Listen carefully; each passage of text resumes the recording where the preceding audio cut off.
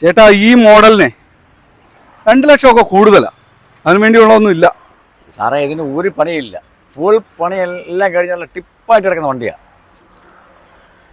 സാറേ ഒരു കാര്യം ചെയ്യ് സാറേ, സാർ ഈ വണ്ടി ഒന്ന് ഓടിച്ച് നോക്കിയിട്ട് പറ വില എന്തോ കിട്ടുമെന്ന്. എന്തായാലും ഒന്ന് ഓടിച്ചു നോക്കാം. ഓടിച്ച് നോക്കി.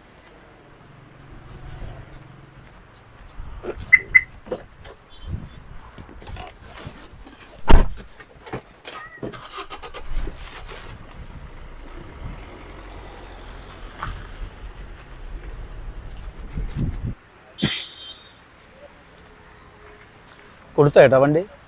കൊടുത്തില്ല, പുള്ളിക്കാരൻ വന്ന് വിലയൊക്കെ പറഞ്ഞു, ഓടിച്ച് നോക്കാൻ വേണ്ടി കൊണ്ടുപോയത്. ആണോ? വണ്ടിക്ക് എന്താ വില?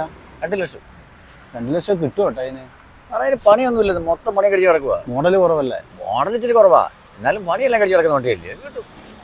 എനിക്ക് തോന്നുന്നില്ല കേട്ടോ 2 ലക്ഷം കിട്ടുന്നു. പുള്ളി പറഞ്ഞ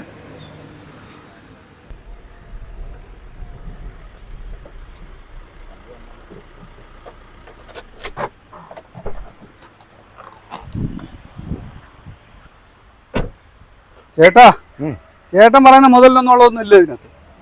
ഇതിന്റെ ആ ഫ്രണ്ടിൽ ഇതിന്റെ കിടന്നിട്ട് ടയറൊക്കെ കിടന്ന് എന്തോ അടിയാത്, അതിന്റെ ബെയറിങ് പോയിരിക്കുവോ. എഞ്ചിന്റെ അവിടെ നിന്ന് പ്രത്യേക സൗണ്ട്, ഇത് ഒരു വല്ലാത്തൊരു സൗണ്ട് വരുന്നുണ്ട്. സ്റ്റിയറിങ് ഭയങ്കര ലൂസ് പ്ലേ, നല്ല പ്ലേ ഉണ്ട്.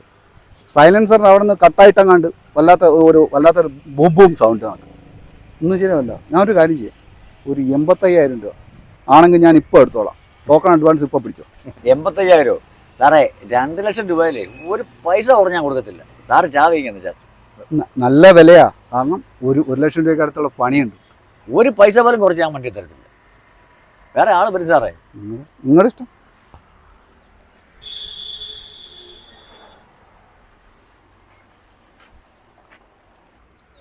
ഞാൻ അപ്പോഴേ പറഞ്ഞില്ല ചേട്ടനോട് 2 ലക്ഷം രൂപയ്ക്ക് ആ വണ്ടി പോകില്ല എന്ന് പറഞ്ഞില്ല. ഇത്രയും പണിയുണ്ടെങ്കിൽ പിന്നെ ചേട്ടൻ 55,000 കൊടുത്ത തന്നെ ചേട്ടാ ലാഭമല്ല അത്, ഇത്രയും പണി വെച്ചിട്ട്.